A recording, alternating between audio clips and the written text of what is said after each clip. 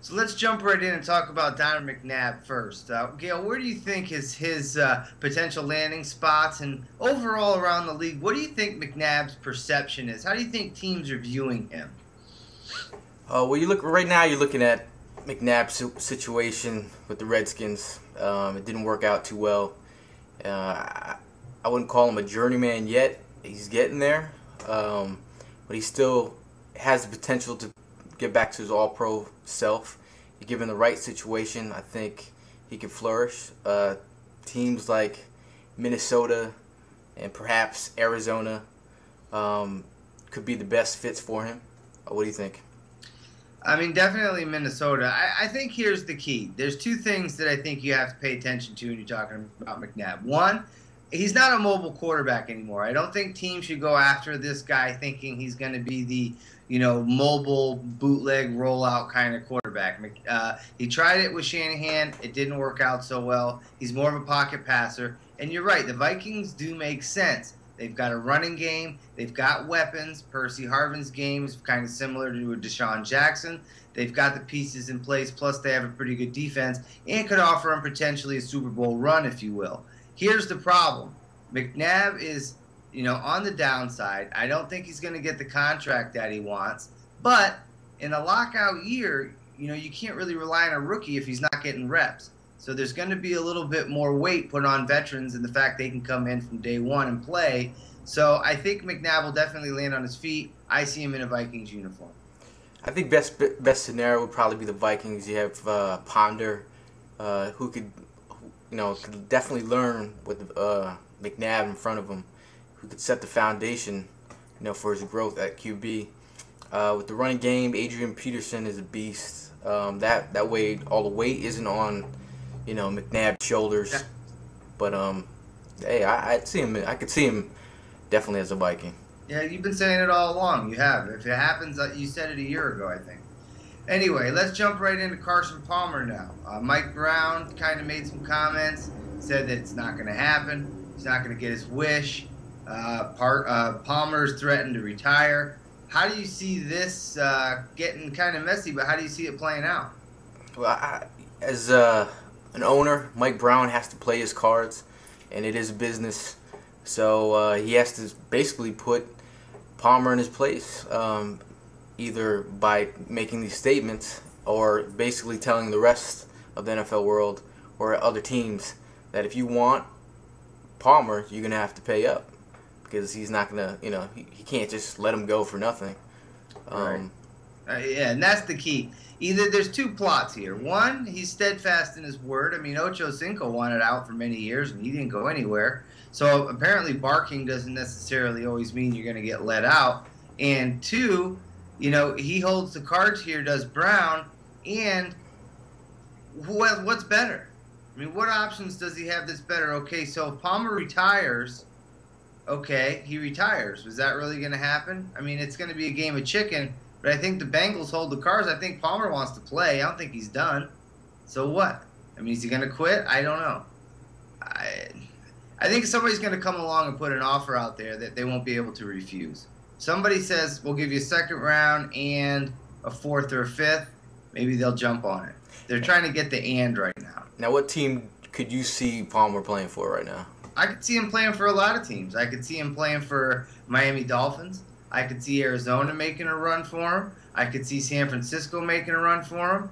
I don't think the Dolphins are a good fit, only because I think Palmer's a West Coast guy, and I think he wants to get back to the West Coast. He wants to go to California.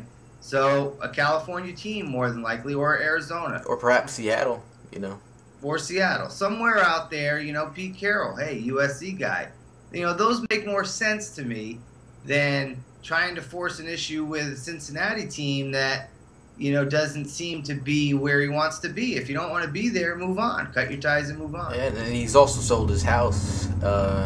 He's basically saying that I'm out of here. And Mike Brown saying he's comfortable with Andy Dalton, and that's a lie. Which it's tough to. I mean, the kid's a smart kid. All he knows is winning, and he's a fiery redhead. Hey, you gotta love the Gingers, but just like anybody. But I'm saying, There's no owner of a team that feels confident in putting his franchise into a rookie who's never taken an NFL snap. I don't care who you are. You're not. You're not comfortable with that. Down the road, do you think it's a good plan? Absolutely. Is he ready right now? Absolutely not. All they have is I can't believe that they'd go in with Jordan Palmer.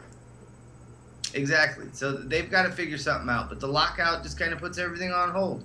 And it gives them time to figure out a direction or a plan. You know, hey, maybe they make a trade with the Eagles. Maybe they try to get a starter somewhere from some different team. Maybe they get a Hasselbeck to come over. You know, there's some things that could happen. Let's talk about a guy who every team in the league could use his services. Not every team will go after his services. But let's talk about Nnamdi Asomugha of the Oakland Raiders. The cornerback is one of the best corners in the league that nobody talks about. He's in the class of Darrelle Revis. He's a shutdown guy. He's a true class act in the community. So many teams will be lined up for him, but where do you think he goes? What possible destinations are there for the shutdown corner, Nnamdi Asomugha? Right now, the NFC East looks like a home for Nnamdi. You got Dallas, barking that they look very, very highly interested in his services. You got the Redskins, who I'm not sure if they're gonna sign Carlos Rogers again. They're always flashy with the cash, so I can see Snyder making a run for him. But he wants to go to a proven winner. And the Eagles, when you have Asante Samuel across the way, that's two great corners that can play off of each other quite well. So sure is. That's too much money tied up at one position, I think, though, for Philly. And Dallas wants him, but I don't see that being a fit either. The Redskins, never count them out, but he's gonna see who's the highest bidder. That's gonna be the bottom line. He's in a position right now where his position is a premium. Corners are very, very well compensated, and he's in a position to see what team really wants him. I mean, you look at a team like the Houston Texans. You would never think that they would go after Nnamdi Asomugha. Maybe they do because they need a corner so bad, and they pair him up and say, hey, look, we got a good young defense. Come and help us. Wade Phillips talks him into coming in. Here's another one. What about the Pittsburgh Steelers? Nobody mentions that. Maybe Troy P. calls him up and says, hey, Nnamdi, if you come and play for us, we're guaranteed to go to the Super Bowl with our defense. It'd be interesting, but that's not like a likely move. The Steelers putting all that money at cornerback, What about the Patriots? Fill the hole that Asante Samuel left when he left. I always think that Belichick thinks he's smarter than the rest, so he's got something up his sleeve already. Someone groomed to take that position. I don't see him in New England either. I really, and not because I'm an Eagles fan. I really, right now the Eagles are even saying that they're going to be aggressive in free agency. It's kind of weird that they'd even make that statement. Yeah. Hey, you can't go wrong with that guy. If he joins any team, that team got better dramatically. He's that good of a player, and you just avoid him. He's a Cal guy too. Now Deshaun Jackson already spoke to him during the Pro Bowl, basically putting a word. They both played together over at Cal, so hopefully that might do some wonders. Let's talk a little bit about Randy Moss. His name has surfaced again a little bit. He did some good things in the community. He went and talked to some troubled youth, which is always commendable, and we always like to give kudos where they're due. But in other news, it's some reports surfacing that the New York Jets could be a possible landing place for Randy Moss. It would be very interesting, as his ties to the New England Patriots, if he joined their archenemy New York Jets. What are your thoughts about him becoming a member of the Gang Green? Well, Santonio Holmes, Braylon Edwards, and Brad Smith all have contract situations which could send them somewhere else. I think Holmes is the primary guy that they're looking to sign. The guy that they're really on the fence about is Braylon Edwards with his contract issue. He might want more money. He might cost more than a Moss, let's say. So if they can get Randy Moss for cheap, you have bring in Santonio Holmes, and then pay Moss cheap money.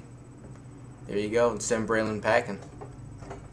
See, the only thing that I don't like about that move is I think that while he's a great pass catcher, he's just not what they're looking for in terms of the running game.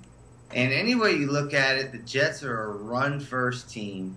They like to run the ball. They've got running backs that they throw in at multiple times. And I don't know if they're necessarily going to say to Sanchez, hey, just drop back and throw it deep to Randy, a la Tom Brady, 2008 or 7, whatever it was.